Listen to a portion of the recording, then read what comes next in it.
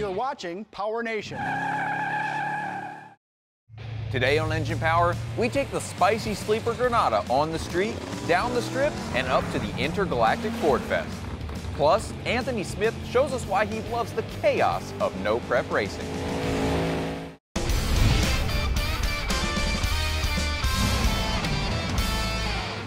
All right. This is an exciting day. So we are out of the shop in Engine Power because we are taking our 1977 Ford Granada sleeper out on the street. This was built as a street car, so it wouldn't be much of a street car if we didn't take it around town and cruise it, right? Correct. We are downtown, and you know, there's a lot of question on how streetable a car is with a giant carburetor on it that makes a whole bunch of power at high RPM. Well, that's how it starts, right?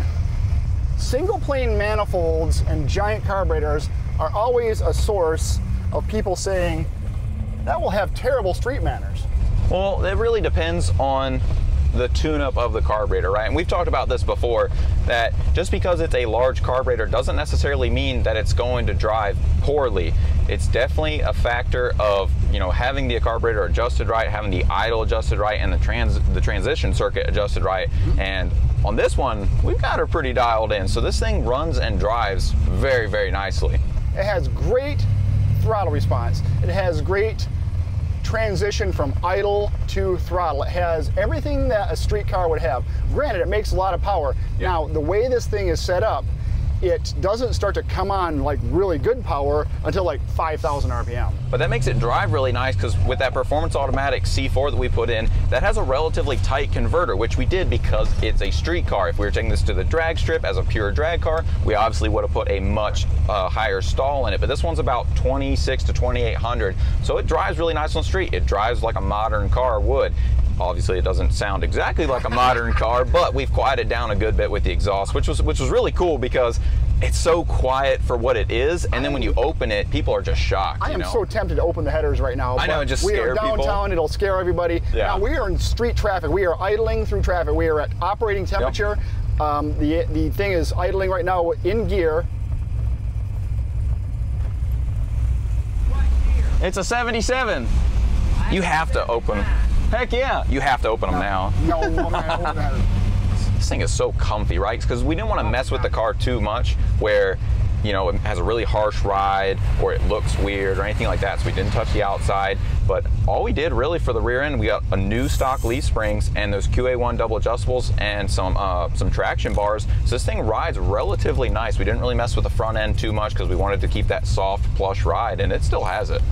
The big thing on street stuff, so what has to work? Has to have good cooling, right? Yep. Because you're sitting around a lot. It has to have good metering of the fuel, because if it's coughing and choking and spitting and sputtering, yeah, then it just makes it a pain to drive. Yeah. And the big thing is that I think sometimes people forget is, you know, we make dyno pools at wide open throttle, but when you're driving around the street, you're not using any of that. So if the engine makes, you know, considerably less power at say 2,500, well, when are you at 2,500 and full throttle unless you're leaving a stoplight, which the engine blows through that almost immediately anyways, you know? It just ignites the tire. People are liking it too, look. What do you think it's going to do if you stop it? Do you think it's going to cough? Or do you think it's going to just take off like this? I think it's going to take off. Well, I wouldn't be afraid to literally drive this car anywhere. Yeah. This is a daily. Oh, 100%. It's smooth on the throttle. The throttle is, I'm not saying it's overly sensitive, but if you give it input, it does what you want. Yeah, and the brakes work good too. I mean, having that all-around disc setup. Four-wheel disc. Yeah, is way better than the drums, because they were okay, but they definitely were not great when the car came in. So this car, that's a huge upgrade. This car is sporty. Yeah. It's sporty but classy. Yeah. All right already. So it runs great on the street. But how about at the strip? Up next, we'll show you.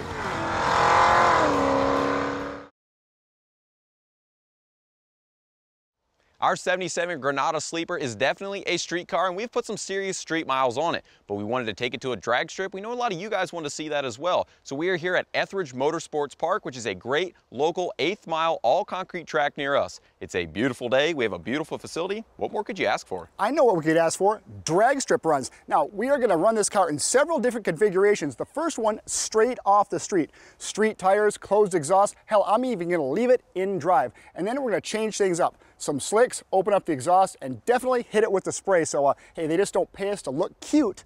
Let's make some runs. Let's go.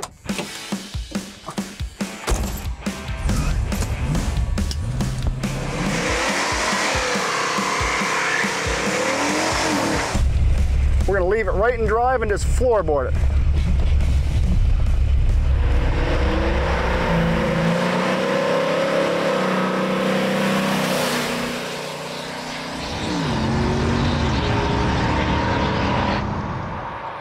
Heck yeah, it wasn't bad.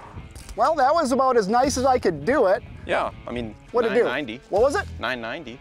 Oh, it got in the nines. Yeah. I'll take that. I mean, for street tires, didn't spin. No, it wasn't horrible. I wasn't expecting much. It's not going to launch hard with the converter, you know. Absolutely not. I think that was pretty good. This pushes it really hard at 2,000. Like I was Yeah. obviously foot braking it, and I was trying to be really easy on it. Yeah. But where did it shift in drive? It shifted really low. I mean, it was under 5,000. Oh, well, that's no good. Yeah. No. Okay. Okay, so what if what if I roll it out and manually shift it? That's why I think that's the first step is manually shift it, see what it does there, and then we can start throwing slicks on it. Is it messing my hair up the helmet? Yeah.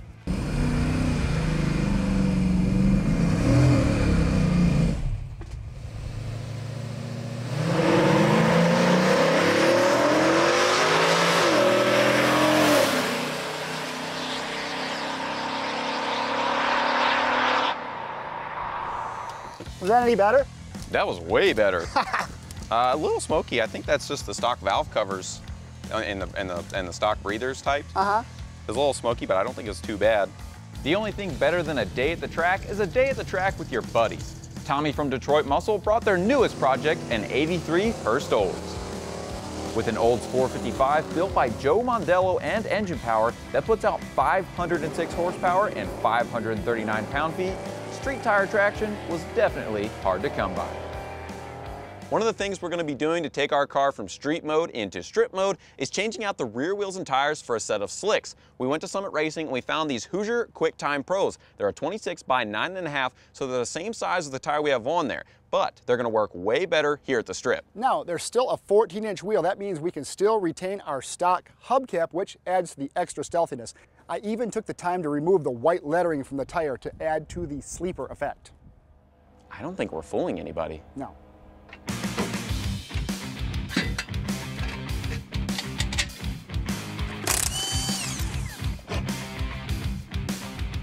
We mounted and balanced this set back at the shop, so all we have to do is swap them out. With the added traction, we're ready to open up our exhaust cutouts for a major horsepower increase.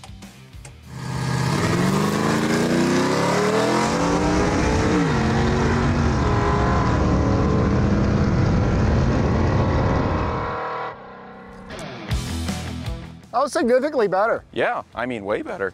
I mean, we know that the engine picks up like 120 with the exhaust open, so kind of expecting that, but that was pretty good. Two things. One, raise the rev limiter. Yep, 100, yeah, for sure. For sure. Two, I mean, the converter is so tight, it's shifting out of second gear by itself at about 4,800. Yeah, I heard that, and I didn't know if that was you or the transmission that itself. That was actually what's a street transmission? I'm not saying that that's a bad thing, but no, I mean it's again, street car, not a drag car. Correct. So if this was a true race car, you'd have a trans brake in it and a manual valve body. Yeah, manual valve body with floor shifter. This is a fast street car. Yeah. And we haven't hit the spray. Yeah, exactly. So we still have a little bit left. And opening the exhaust, that was a huge. That's almost a whole second. It is a whole second. That's over a whole second. So what's the next plan? I mean, unless you think you can pick up some ET somewhere, obviously we can't do anything really about the second gear shift. Right. I think we move on to spray. we'll open up our twin 10-pound NOS nitrous bottles that will feed the 125 horsepower shot out of our nitrous plate system.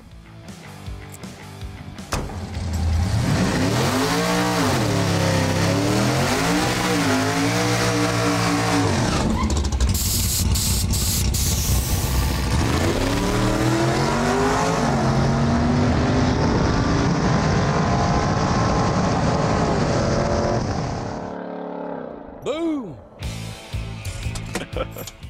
I think Way better. that was a slight improvement. Yeah.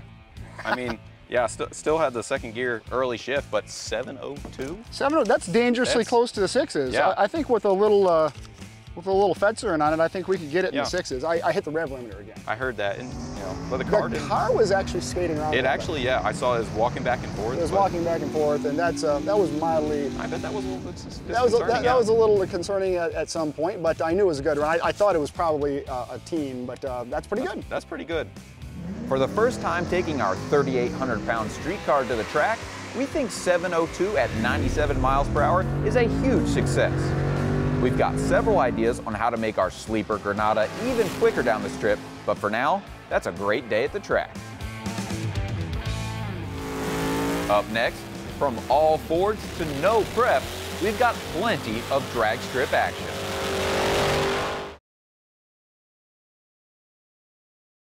It's always a great time when we can get out of the shop and see a little sunshine, but what makes it extra special is we are at one of our favorite spots in the world, a racetrack. We brought our 1977 Ford Granada sleeper to Beach Bend Raceway Park for Holly's Intergalactic Ford Festival, and it contains everything and anything Ford powered. There's a ton to see and even more to do, so let's get started. Let's go. You can describe Ford Fest in just one word: action. No matter which direction you turn, you're going to see a Ford power vehicle do something cool. The NMRA brought their 24th season to an exciting finish as the World Finals heat up at the drag strip all weekend long. With 10 different classes competing, it's the biggest all-Ford race of the year. If you believe that racing should be a contact sport, the Ford Festival 50 is for you. This year's 3/8-mile circle track race drew a big crowd, gathered to witness a field of Crown Vics giving it their all for the checkered flag. Professional racers Vaughn Gittin Jr. and Chelsea DeNofa competed alongside Kentucky's best, with Chucky Balmer coming in first. Vaughn Gittin Jr. also took the show off-road, where he and Lauren Healy ran neck and neck in this year's Off-Road Mayhem, a short course event that let both of them open the throttle on their Ultra 4 4400 competition Broncos. Just like Holly's Ford Fest itself, the off-road course keeps growing bigger and better. There's a spot and a place for every single person, no matter what your taste is at this show, big or small, early or late model, it's all here. All sorts of wacky, crazy stuff, and then you have people's daily drivers. You see people driving from all over. There's so much influence, there's so many great people in one spot, and it's just a great community for sure. Normally when we go to a car show, we try to find something that I like and then Frankie likes, and we'll go talk to the people. Well, there's no one around this one, but it turns out we both like this one. Yeah, this is a 1977 Country Squire wagon, which I like wagons, you like wagons, and this one has a real motor and a big block Ford. And this is still a street car, it looks like, but I like how there's some racy touches, the switches on the dash, the racing belts, but he's still got like American racing, cool wheels on here, and he didn't really touch the outside. And allegedly this thing's from a junkyard or something, right? Yeah, in the window it has a picture where it said it was saved from a junkyard and it's going to be either that or a demo derby car. So I think they made the right decision in putting it back on the street, because, man, this thing's cool. Yeah, bet it's comfy too. Oh, yeah. Well, it's not the fastest vehicle here, but this truck that's parked next to our Granada had a great story, and so I had to grab the owner to actually talk about it. So tell me where you guys found this and what your crazy idea was to get it here to Ford Fest. So it was pretty wild. So this is a 1969 Ford F-250 crew cab. It has a big block and a 4-speed in it. We actually pulled this thing out of a 114 Ford truck collection in Chattanooga, Tennessee. After 21 years of sitting, we had the wild idea to come out here Monday morning, pull it out of that field, try to fire it up for the first time, spent a week building the thing, and actually drove it 165 miles here. Had to smash the rockers to try to, because they're shaft rocker setup, get them to all free up and loosen up. Once we got it rolled over, fired up, there's no throttle, there's no brakes, there's no nothing. We did a whole new ignition system and cooling system to make sure we would make the drive. Our fuel tank was completely rotted and corroded, so we bypassed it and bought an entire spool of fuel line, ran it all the way to the front. We have 2 5-gallon fuel jugs in the bed with a T-fitting and a hose clamp, so we could clamp off one tank, run 5 gallons of fuel, switch tanks. We had my buddy out the back window while we're driving, switching tanks. Why is Ford Fest the place to be, and why did you pick, you know, this kind of vehicle to do that with? To show that no matter how rough a vehicle looks from the outside, you can park next to show cars and you can show people that no matter what you got, big or small, it could be a $100,000 show car or it could be a truck like this. As long as you can get it running and make the work happen, people will enjoy it. Now, out of all the Fords that are here, and there's a bunch of cool ones, this one is my absolute favorite, a Di Tommaso Pantera. The owner of it, Jason Johnson from Johnson's Horsepower Garage. Tell me a little bit about this car and why you have it.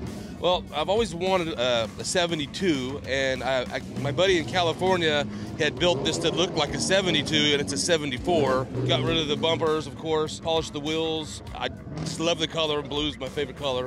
And it has a Ford Power transplant mid-engine. It's best of both worlds. It's kind of early GT, maybe-ish.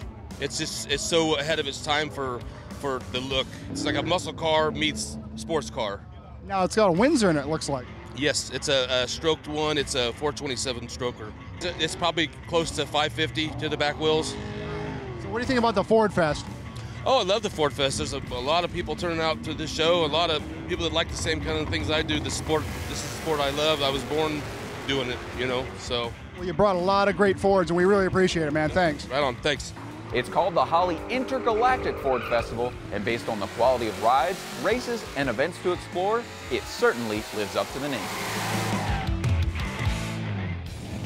Up next, no prep drag racer Anthony Smith shares the secret to his success.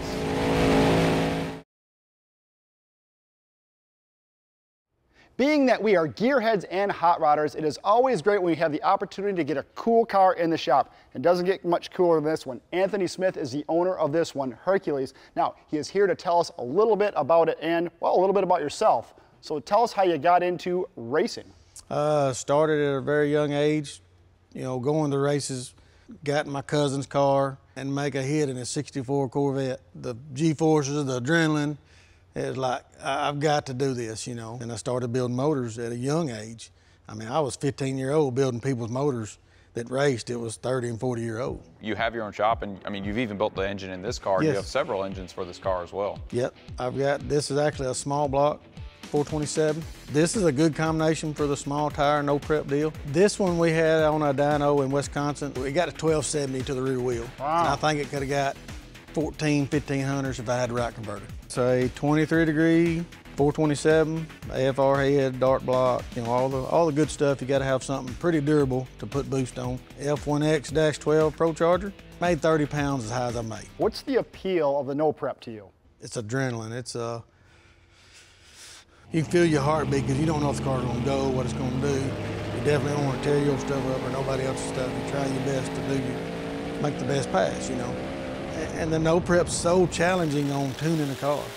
And just like anything, the more testing you do, the better you're gonna get at it. So when you go to a regular drag strip after that, does a regular drag strip seem a lot easier? Yes, like last year I got doing some radial racing, which is, I ain't gonna say it's easy, but I'm letting go of the button and it's going straight, you know, and I'm like, well, that wasn't very fast. I get back and look at it like, dang, that was fast, you know. The no prep ain't as easy to do that. So it's more of a challenge, you know, everybody likes a challenge. No prep usually means no time, so I don't know if you want to divulge any times on that.